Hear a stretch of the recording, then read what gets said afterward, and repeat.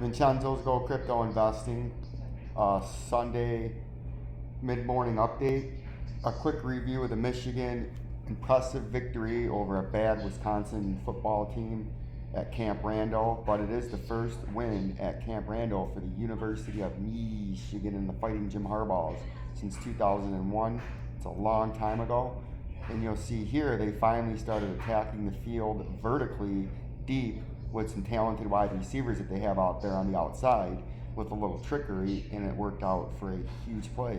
So, we just came in, handle business. That's it. McNamara for the 1st and 10 from the 34. They fleet flicker. Back to McNamara. Throwing deep. He's got Johnson in the end zone. Touchdown, Michigan. 34 yards. A little trickery, and the Wolverines connect. And that's the old Jim Brandstander at the top of the screen, and the last national champion and former great defensive player, John Jansen, took down the Buckeyes 4 straight times, undefeated season, 12-0, with a Rose Bowl victory in the national championship in '97, the last great team the Wolverines had. And that was a great call by who is essentially a big fan, Mr. Brandstander in the back. You can see how excited he is. It's so funny watching him. But finally attacked the field vertically on a nice flea flicker off the run fake, and they beat him deep down the field to Cornelius Johnson, who is an up-and-coming sophomore. And I think he's going to be all Big Ten this year. Oh, man! Yeah, that was crazy. That's a trick play we had in the toolbox, and we wanted to make sure we dug into our bag and took something out of our bag and put that on film. Us establishing a run. Also, we showed a lot of pistol runs, so for us to mix it up every once in a while, it was great. And CJ ran a hell of a route, and I just put it out in stride for him. Inside Michigan football. It was a great throw by Cade McNamara. He actually stepped up today after he looked shaky last week against Rutgers after he had a couple of missed passes. He couldn't hit anybody, but in a hostile environment, which ended up being a sold-out raucous crowd until Cade McNamara and the Michigan offense took that away and just did what they wanted whenever they wanted. And Cade McNamara had a phenomenal game at quarterback, right? Something that we didn't think Michigan was going to do. Daxton Hill here, who injured Meeks, their quarterback, on a great hit on defense. They're a running team, and kind of just wanted to make an emphasis and stop and run. And we just played our game today, not really focusing on them, just focusing on our game, and that's what we did today. We believe in ourselves. We believe in our coach. Daxton Hill is a great quarterback. Former 5-star. He's probably going to be all Big Ten. He is all Big Ten this year. He's one of the best cornerbacks in college football. He's having a really good season, right? I know you guys all want to know about the coins, but just a little bit more here. And then we'll see a deep pass when they started attacking the field vertically. Regained the momentum for Michigan. That 3-play series. And they hit Wilson deep down the sideline when Cade McNamara was getting pressure up the middle and going to get sacked. He took a big hit straight at his face, head on, from a linebacker, but he delivered a ball down the right sideline, short to the outside towards the sideline. So Roman Wilson could come back and make a great catch in the air and pull it down as a defender was right next to him, right? We're going to see that here. It was a great play call by Gaddis and a great throw, staying in the pocket, going to take a hit by Cade McNamara, throwing that ball down the sideline. Where the Michigan defense forced the 3-and-out, forced a kick, they get the ball in great field position, then they go down and score and make it a 20-10 game. Boom, just like that. And all of a sudden, momentum, and they regain control. That on the road is tough to do. That's something you learn about a team. They didn't flinch. They did. See where McNamara threw that ball? Only Roman Wilson could have caught that to the back shoulder on the outside towards the sideline short, because he was getting pressure up the middle by a linebacker that he took him out. Cade McNamara took a huge hit, but that was a great throw by him and a great catch by Roman Wilson, who's a talented, underused wide receiver on the outside. Not batting. And then J.J. McCarthy they bring in on a 4th down. When they actually got the ball in on 3rd down, they scored, and they should have reviewed it, but I like Jim Harbaugh. He just said, fuck it. He hiked the ball real fast, put J.J. McCarthy, the true freshman 5-star, in there, and they quarterback snuck it up the middle, but you see Hassan Haskins back here, and another linebacker is going to swoop around. J.J. McCarthy's trying to get in here with this big fat number 92 as just taking over the hole, and he's going to get stuffed, and Haskins is like, oh shit. So he comes up here and bang, he's gonna push him and just throw him with a lineman, a big fat lineman's gonna come around, and they're both just gonna push him and end up pushing JJ McCarthy up by the end in the Wisconsin. Check it out. It's great. Check out Hassan Haskins 25. He's gonna be like, oh shit, man, he's not gonna get in. We gotta get that motherfucker in there. They said, this is our game. We're going to take it back. See that? See him run in there, and then here's a big fat lineman. Keegan, he's a good lineman. But Haskins, he's like, shit, man, we got to get this motherfucker in there. Big old lineman. Standstill comes in there, and they push that motherfucker in there, and they get him in there. And when you get up, I mentioned this on the broadcast, you get up 7-0 at the beginning. That's great awareness by the Michigan football team, knowing he was going to get stuffed because the defensive line actually was penetrating, and they were like, shit, no, we're going to get him in there, right? It was a great play awareness and a good play and a ballsy play by Harbaugh, not to wait for the review, just punch it in. And then the final highlight, when they bring J.J. McCarthy in at the end of the game, you're going to see why this guy's going to be a future all-big-time quarterback. He's just airing the ball out left and right when he gets in there, and he throws a 56-yard touchdown pass. Beautiful pass right here. To getting more comfortable in an environment like this, you add another weapon. You add something that it's Nebraska next week, Michigan State later, that they have to spend time at practice working on which quarterback. Look at this throw right here. You got my man. He's going to be the future guy to wear. He's going to bring the #1 jersey back because he's a big, tall, true freshman wide receiver. Look at him. He beats this cornerback for Wisconsin in stride, and he's going to catch the ball down here. High stop him because it's in stride and walk right into the end zone. Back which situation, and as J.J. McCarthy. Look at that throw. Spend time at practice working on which quarterback, which situation. Look at this. And at Bang. Right where it's got to be. In stride. Never had to break it, and that made it to where my man could take off the next 15 yards into the end zone and high stop this defender, #6. From Wisconsin, because it's in stride, over the shoulder. He can high stop him and continue on his way into the end zone for the big touchdown. Again, 56 yards, I believe. as J.J. McCarthy gets See him high stop him right now. more comfortable, I believe Get the fuck off me because I'm in stride. Keeps his balance. we'll see him more. And you talk about My man right here is going to be wearing, look how big he is. He's going to be wearing tall, finally. He's going to be wearing the #1 jersey and bring it back for the University of Michigan down the line next J.J. McCarthy getting comfortable. He had a great long pass. Good game by the Wolverines. Let's see who my man is right here. Let's hear from him. Let's hear from Mr. Look at this is another great catch and throw on a 3rd down and goal when the game was in doubt, and this put the game away midway through early in the 4th quarter. They put them up by, I think, 17 points, and it ended the game on a beautiful pass from Cade McNamara to Cornelius Johnson with a phenomenal catch by Johnson. Cornelius Johnson's emerged as obviously the best receiver on Michigan and a top 3 receiver in the conference and a top 5, probably top 5 receiver in the country if they would throw more, but he's at the top of the list in the Big Ten, and I think he's going to be all Big Ten receiver this year. He's having a breakout year. We took that to heart. And again, see that single coverage on the outside, and look where the ball ends up high to where only Cornelius Johnson can get it on a defender that's not looking back at the ball and is undersized compared to the 6'3" Johnson. This guy's probably 5'11", 5'10", and it's a beautifully thrown ball. Only Johnson could go up and get this. And we responded, and look how high, see where the ball is, look how high it is. Look how much taller Johnson is in this little tiny cornerback on him. played a great game. Goes up, makes the catch. This cornerback has no way to get that football. It's a perfectly thrown ball by Cade McNamara again, and a beautiful, phenomenal, best catch of the season by Cornelius Johnson.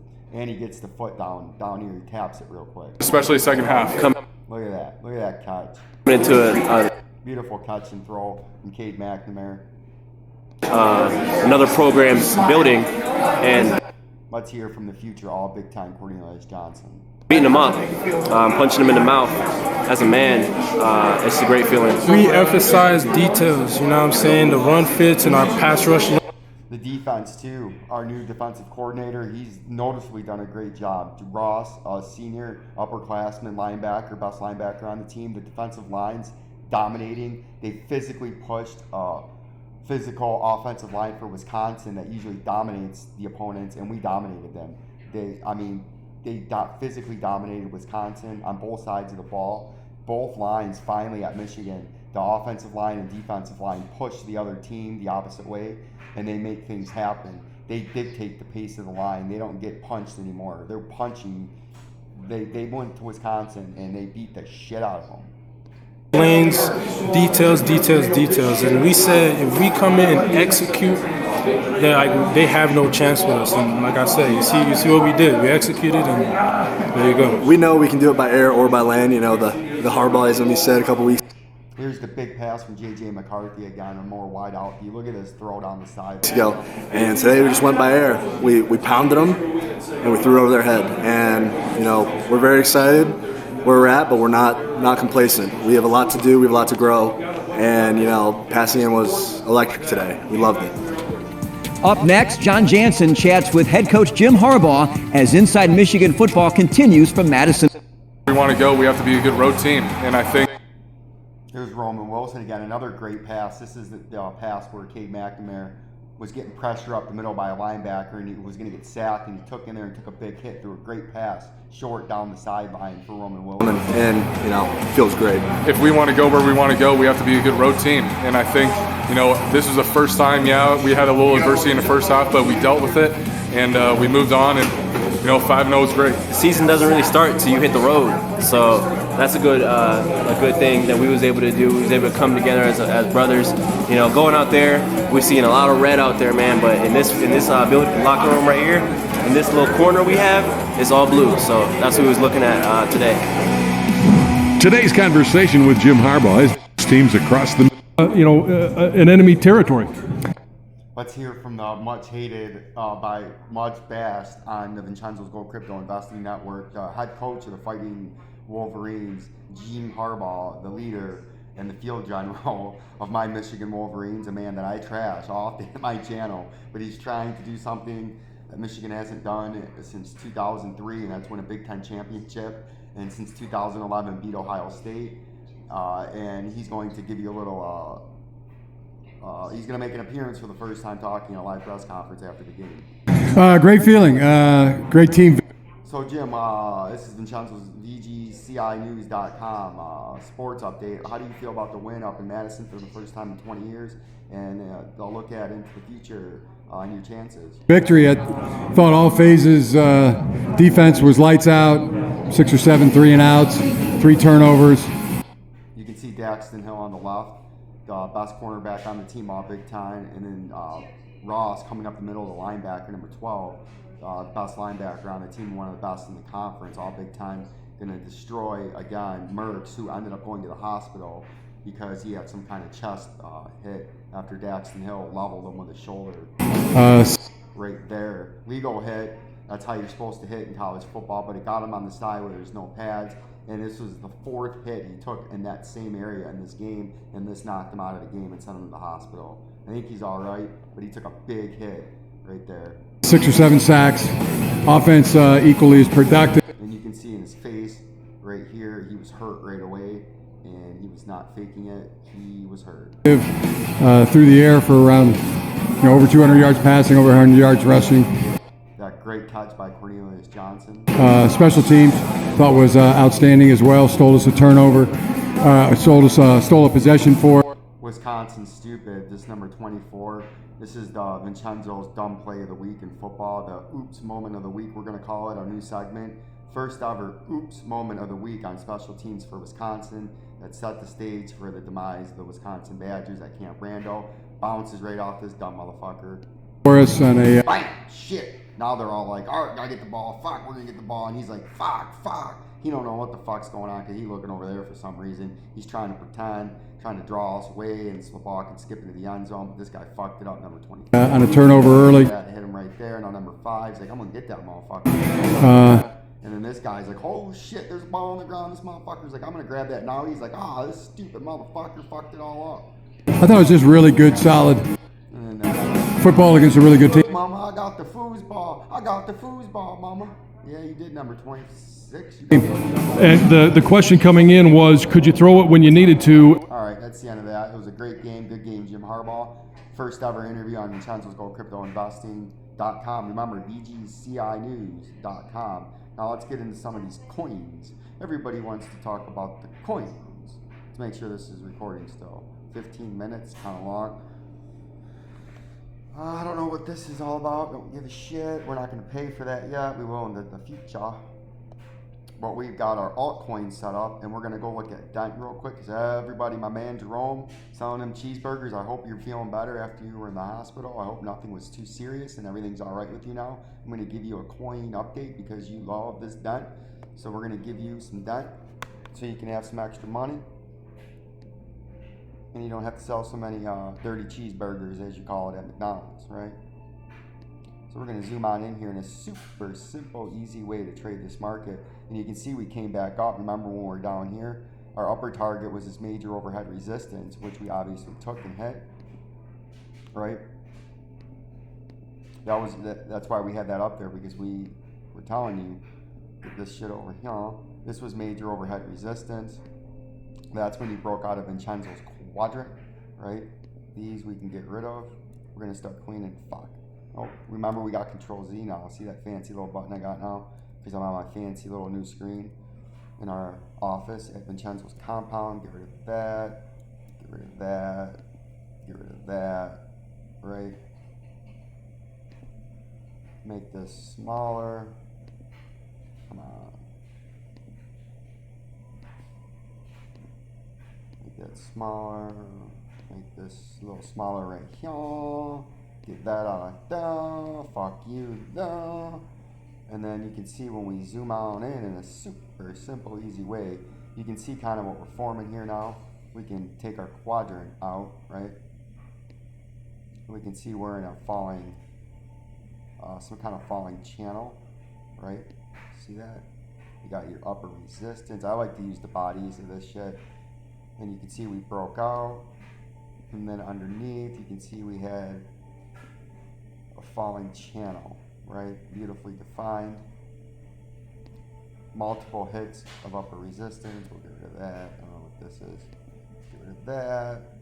Now that the data has played out, you can see we hit upper resistance right there, and when we're currently at right now, we use that as a pointer tool before.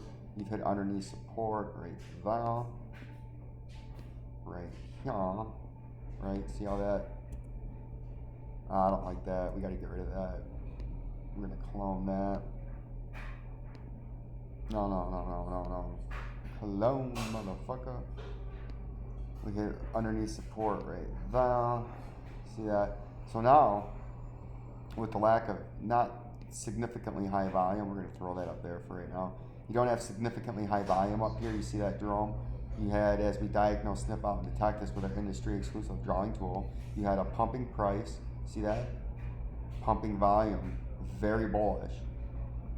Then, now as we've seen, you've had a crash in volume and a down and sideways consolidation. That's very bullish. Often a sign that the buyers are coming back in and the price is going to eventually come up. That's a very bullish consolidation. These other consolidations that come up like this, those are bearish consolidations. If you would have had crashing volume after the pump, and then you have this kind of consolidation, that would be very bearish.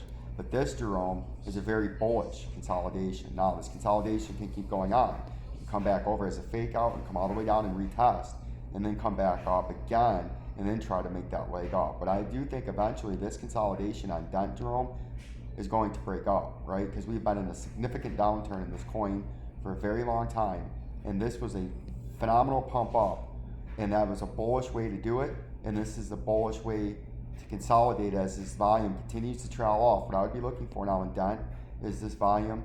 If you see this mean right here is what this line is, I would expect this to keep trending down and eventually plateau to almost zero somewhere into the future towards the end of this month.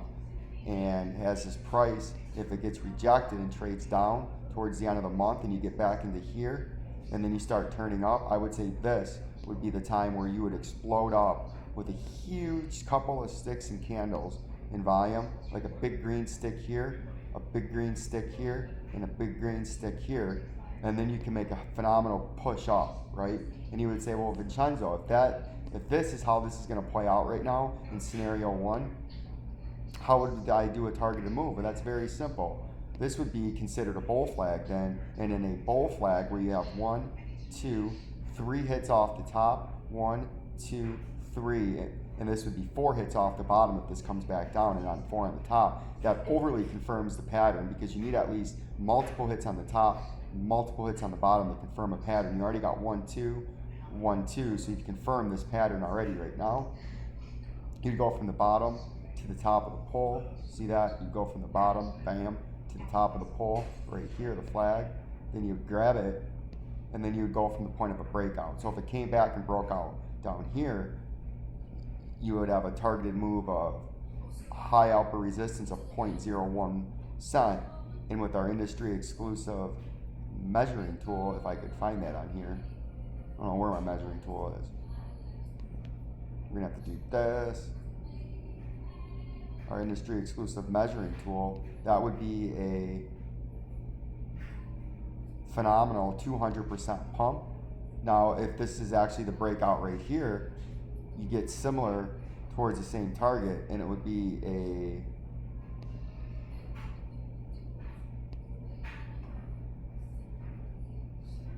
$136.69% pump, right? But I don't think it's ready yet to break out, Jerome. I think you're going to come back down and retest down here first. And I think this is the most likely situation down here. Not that this is going to break out and go up, but if you were to, as you zoom in now in a super simple, easy way to trade this market, that's why you always start from the far out time frames and work your way in, and it makes it super simple and easy. Now, if you were going to take that north route, what you would think you would do now with our industry exclusive drawing tool is after this breakout of this major overhead resistance, that's the line. This is your breakout that we showed you with the arrow up, right? Now you know what that is you would come down now, see that, how you're down and sideways consolidating? You'd continue that, back test this major underneath support now, and then kick up and continue the breakout after reconfirming the underneath support, right? As you were coming up, this was overhead resistance, and you pop through. When you come back down, it's underneath support, and that's how you would back test this on the major underneath support after breaking up over that pattern, and then you kick off and hold it, and that's how you would continue to break up now in the bull run. If this is the 136.69% move on the confirmed breakout, right, that's how you would do it. Now, how you would go to option 2, I think the most probable right now, you'd come back and back test this, maybe come back up for a double top, an all jabroni enticing double top, come back down, fail it, and then continue down towards our option 2 like we just showed you, or option 1. This is option 2, how do you kick up, but this would be option 1, how you would fail it and come down and continue on, right? And the Dent, the VINCENZO'S real quick, because this video is extremely long. VINCENZO'S, I think I haven't looked at VINCENZO'S in a while. I think it's had a phenomenal pump. Yeah, it has. Really, it's had a phenomenal pump since the VINCENZO'S started, and the VINCENZO'S new, and I think it, at least on here, it's been out for almost 2 years now, and it's been in a consistent support 1, support 2, support 3. You can see this is your legacy support in VINCENZO'S, and it's a big rising channel, right? Industry exclusive cloning tool. And then you can see you got your overhead resistance up here. You gotta stop with that nonsense. You see that you got resistance. Zoom out a little bit. See that? Come on. Fuck. Keep not hit my button. See that? You got resistance 1, resistance 2, and then a fake out on the resistance 3, right? So you can see where you got your overhead support resistance on VINCENZO'S. So just like some of these under coins, as we put in some price labels, you've hit overhead resistance right there, right? You've hit overhead resistance down there. Put a little arrow in there. You've hit underneath support right there once. Hit underneath support twice. Hit underneath support 3 times. And now you're retesting it. See how super simple and easy this is? On underneath support 4 times, right? Very super simple and easy. So you know this is a rising channel because you've had multiple hits on all sides, right? You can see where you entered it right there. Now, how you should be playing this right now, if anyone's playing this, is you buy support and you sell resistance until the pattern changes, because the whole history of this coin's been trading the same.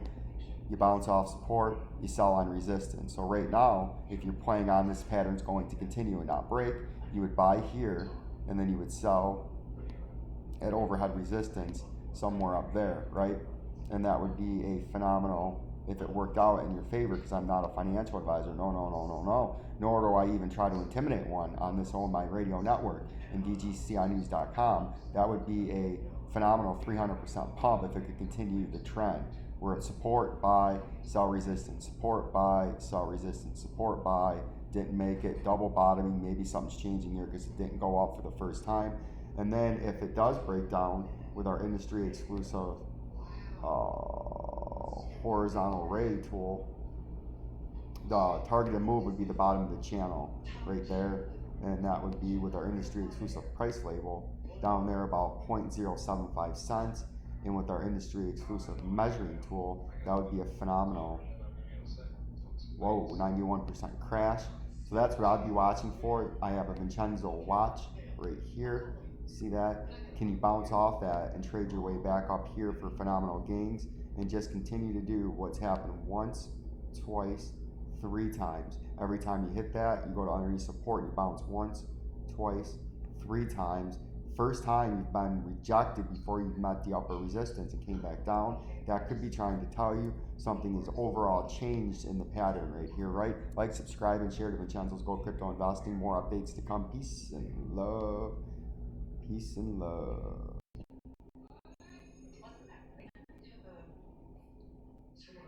You gotta be fucking kidding me right now.